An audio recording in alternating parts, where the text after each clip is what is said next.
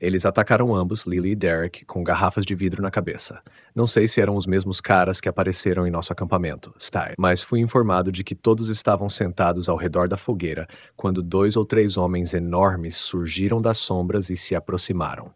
Um deles carregava uma faca e o outro, uma faca de açougueiro. Ben percebeu as facas e se levantou para tentar falar com eles, mas mal disse uma palavra quando um dos homens o esfaqueou no peito.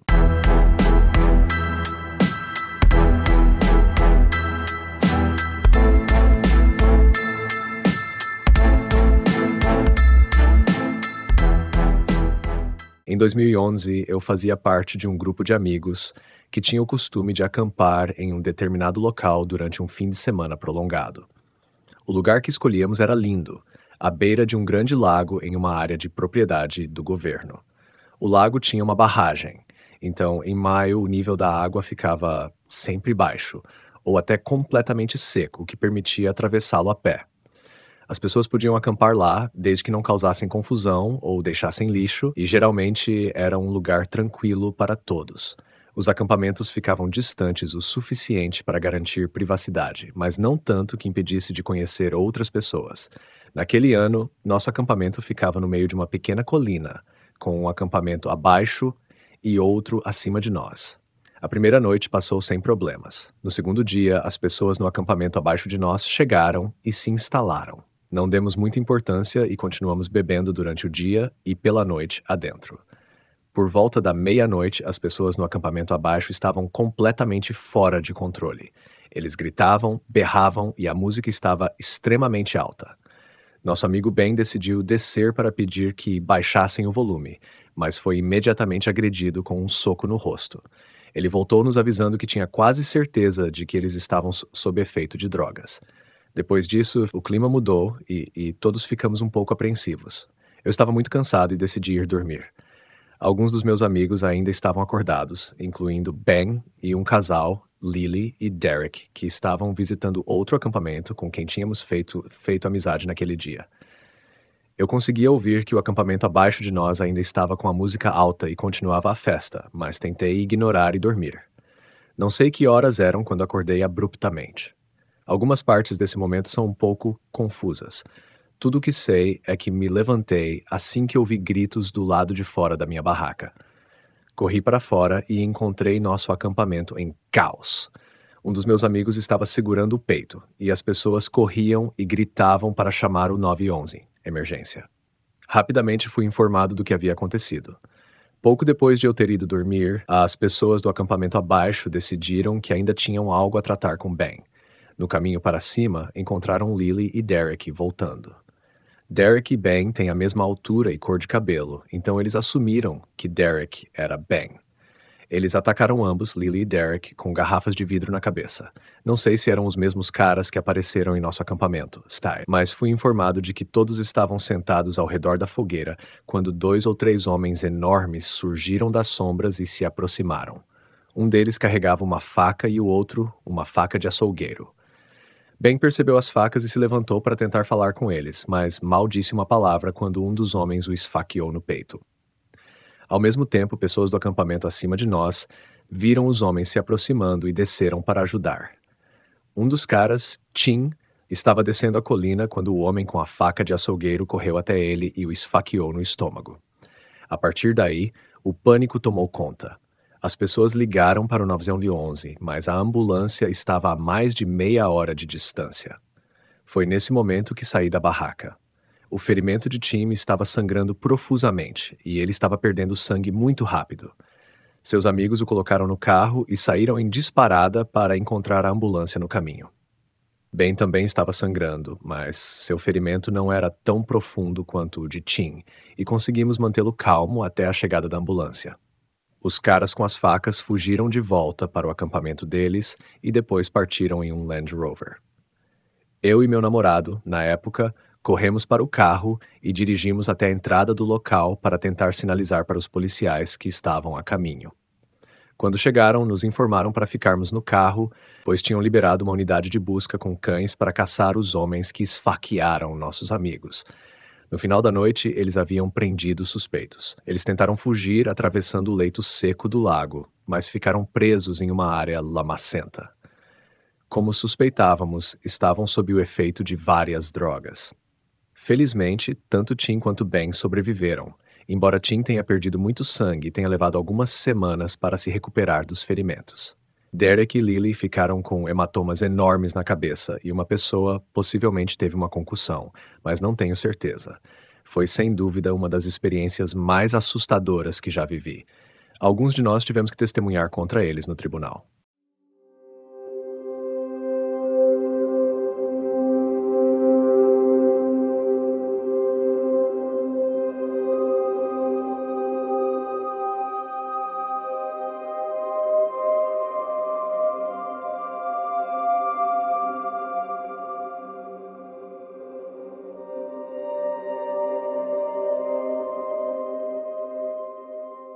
Esse evento aconteceu comigo no último verão e foi provavelmente a história mais assustadora da minha vida.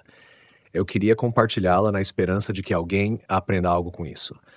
Algo que percebi ao crescer é que o mundo pode ser um lugar incrível, mas também está cheio de pessoas muito doentes. E, infelizmente, eu vi esse lado do mundo de perto. Sou uma pessoa muito social e adoro a oportunidade de sair com amigos sempre que posso. Também sou do tipo que está sempre buscando a próxima grande aventura. Na época dessa história, eu tinha 17 anos e fazia parte de um grupo de amigos razoavelmente grande, composto tanto por meninos quanto meninas. Durante o ensino médio, fizemos muitas loucuras juntos. Logo depois de terminarmos a escola, queríamos fazer algo insano antes de cada um partir para a faculdade. Decidimos então acampar no meio do nada por 3 dias. Por um milagre, todos os nossos pais acharam que seria uma boa ideia, então 6 de nós foram. Eu e minha namorada Stephanie, meu amigo Brandon e sua namorada Kaylee e Steve com sua namorada Sarah. Decidimos ter 3 barracas para que cada casal pudesse ter a sua própria, pelos motivos que você provavelmente já imagina. Sendo ex-escoteiro, eu sabia exatamente o que precisávamos para sobreviver pelos 3 dias: comida, água e outros suprimentos essenciais. Mas, sendo adolescentes rebeldes, também levamos bastante bebida e maconha para a nossa aventura.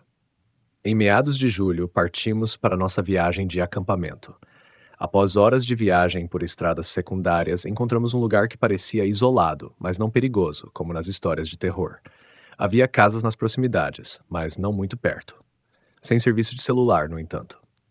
Demoramos pelo menos 1 hora para montar tudo. Eu e Brandon exploramos o local enquanto buscávamos lenha. Encontramos uma trilha legal, que presumimos ser usada pelos moradores locais para caçar, algo comum na região. Nosso carro, um Honda Pilot do Steve, estava estacionado perto do acampamento, sempre à vista. Na primeira noite, nada aconteceu. Fumamos um baseado, bebemos um pouco e fomos dormir. No dia seguinte, decidimos explorar um pouco a floresta, enquanto Brandon e Kaylee ficaram no acampamento para passar um tempo juntos. Seguimos pela trilha que encontramos no dia anterior e, depois de cerca de 20 minutos, Steve avistou uma cerca de metal. Nos aproximamos e encontramos um cemitério.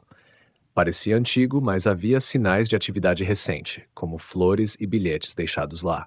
Além do cemitério, vimos uma trilha maior com marcas de pneus e um estacionamento improvisado.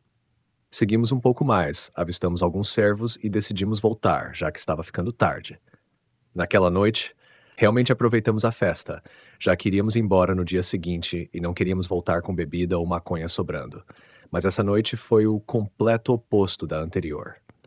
A outra noite foi tranquila, e achamos que essa também seria. Estávamos enganados. Acordamos com um grito aterrorizante vindo da barraca de Steve e Sarah, enquanto ouvimos o som do tecido sendo rasgado por algo afiado. Steve conseguiu acertar o agressor com sua lanterna, o que permitiu que ele e Sarah escapassem para o carro. O problema era que a barraca deles estava mais próxima do carro, enquanto as outras duas estavam mais perto da trilha. Para chegarmos ao carro de Steve, teríamos que passar pelo agressor. Felizmente, todo o efeito do álcool já havia passado. Antes de entrar no carro, Steve gritou cemitério e foi aí que tudo fez sentido para mim. A trilha do outro lado do cemitério. Imediatamente peguei Brandon, Kaylee e Stephanie e começamos a correr em direção à trilha. Usei a lanterna do meu celular para enxergar, porque a última coisa que queria era me perder na floresta com o cara que nos atacou. Conseguimos encontrar o cemitério rapidamente e pulei a cerca primeiro. Quando todos estavam do outro lado, percebemos que Steve ainda não havia chegado. Então nos escondemos dentro do cemitério. Felizmente estava completamente escuro e eu desliguei a lanterna. Ficamos em completo silêncio. Meu coração quase parou quando ouvi o som metálico da cerca balançando, como se alguém estivesse escalando. O cara nos havia seguido, provavelmente porque Steve gritou cemitério. Ficamos imóveis enquanto ouvíamos seus passos lentos sobre o chão. Em momentos de luta ou fuga, você faz coisas que nem imagina. Quando o homem se aproximou, percebi que tinha um pequeno canivete suíço no bolso. Quando ele estava quase em cima de mim, enfiei o canivete na parte de trás de seu joelho. O homem caiu no chão com um grito de dor e deixou cair sua arma. Logo depois, os faróis do carro de Steve apareceram. Todos nós corremos para o carro. Quando me levantei, a luz me deu uma rápida visão do agressor. Ele era alto, corpulento e tinha um olhar de puro ódio, segurando o joelho ferido com uma mão e uma enorme machete na outra. Eu fui o último a entrar no carro e antes mesmo de fechar a porta completamente, Steve acelerou. As meninas estavam chorando. Dirigimos até a primeira casa que encontramos, onde batemos a porta e pedimos informações sobre um motel. Um simpático casal de idosos nos acolheu, nos deu comida e um lugar para descansar pelo resto da noite. Na manhã seguinte, o homem nos acompanhou de volta ao acampamento com sua espingarda de caça para pegar nossas coisas. Nada havia sido roubado, mas todas as nossas barracas estavam rasgadas. A mulher já havia chamado a polícia enquanto estávamos fora e, quando voltamos, os policiais estavam lá.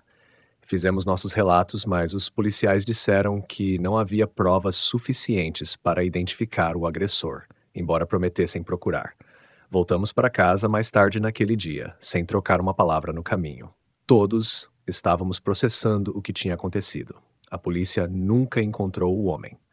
Depois de um ano, a faculdade nos separou um pouco e raramente falamos sobre o que aconteceu. Meu conselho para todos vocês é, por favor, acampem em lugares com gente por perto.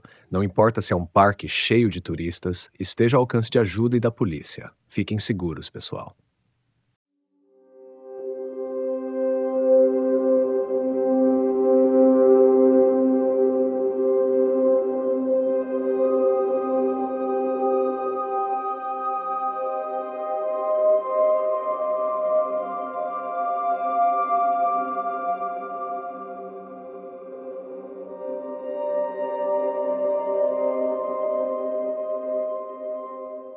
História 5.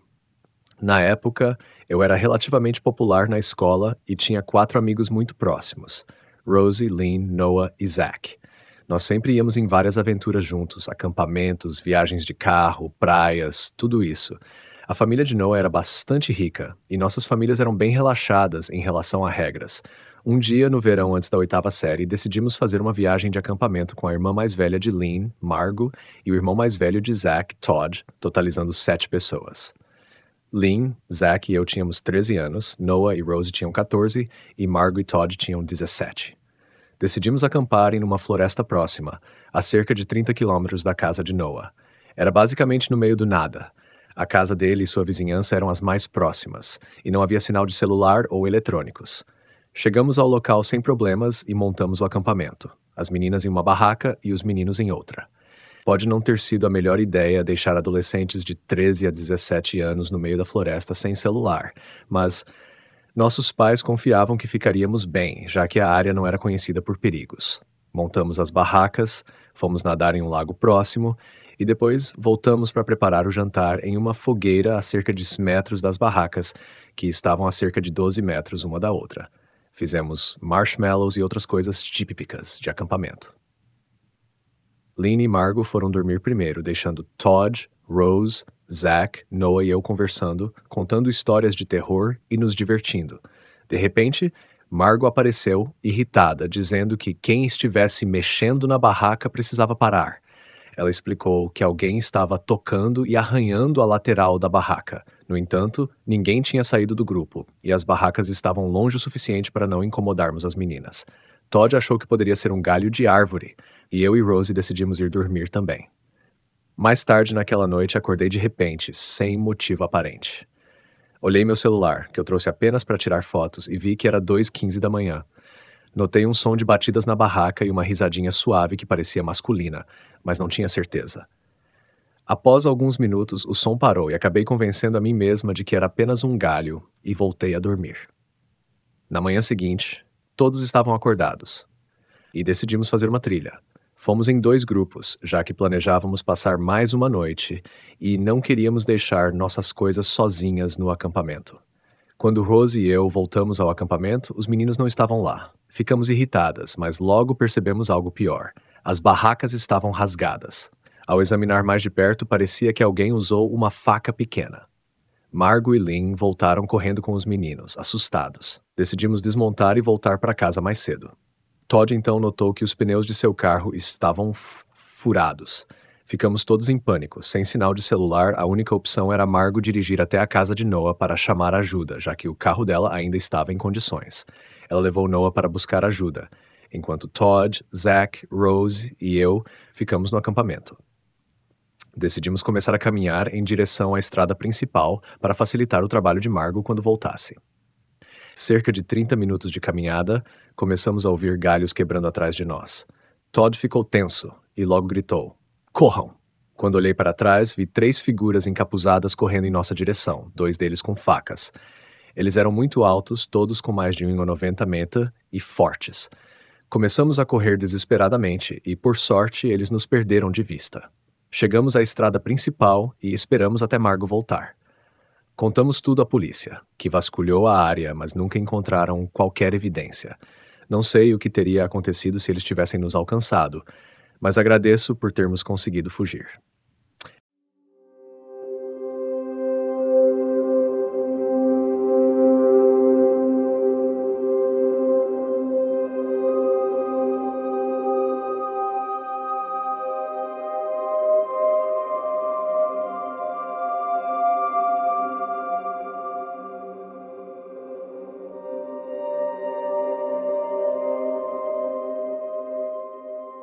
História 6.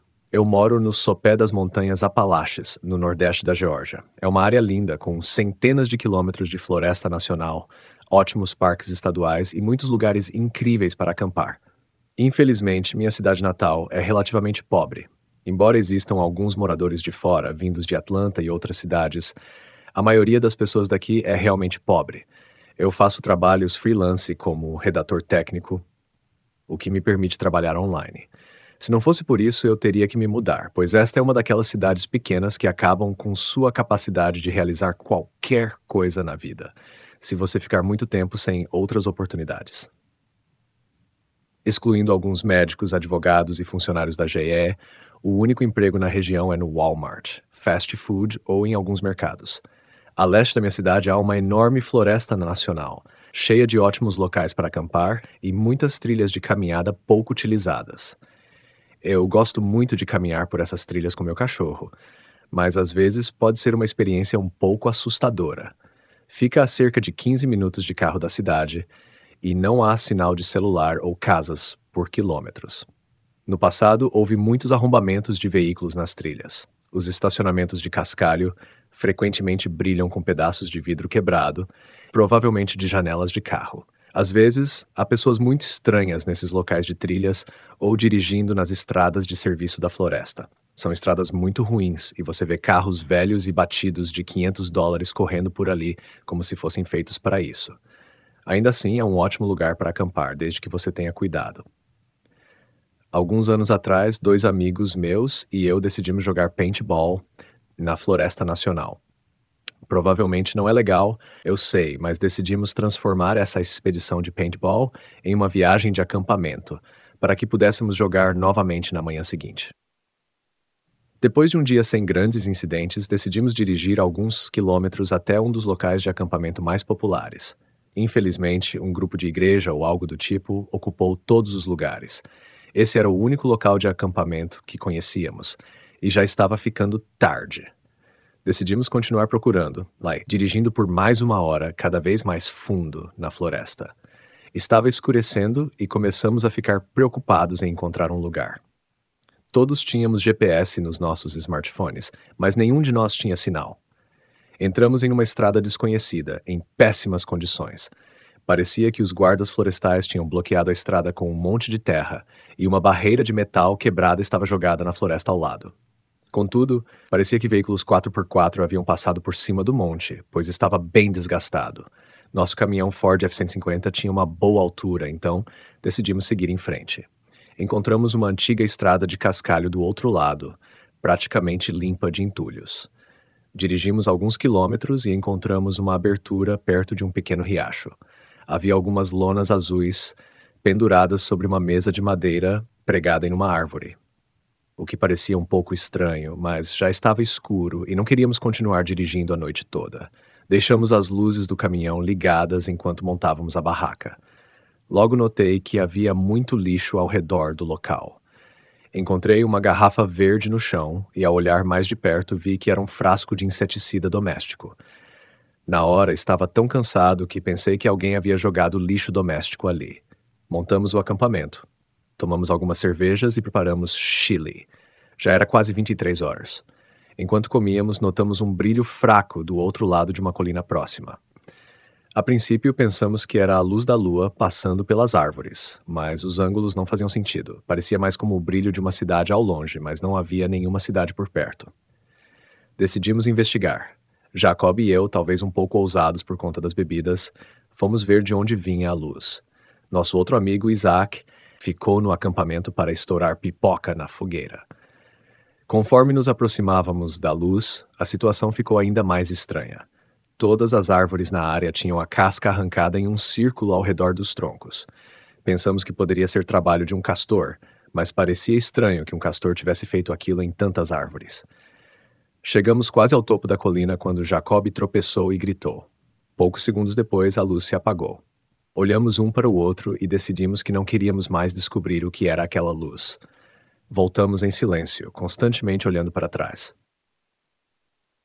Quando estávamos a uns 60 metros do acampamento, vimos Isaac andando ao redor, usando um casaco com capuz que não tínhamos visto antes e carregando sua arma de paintball.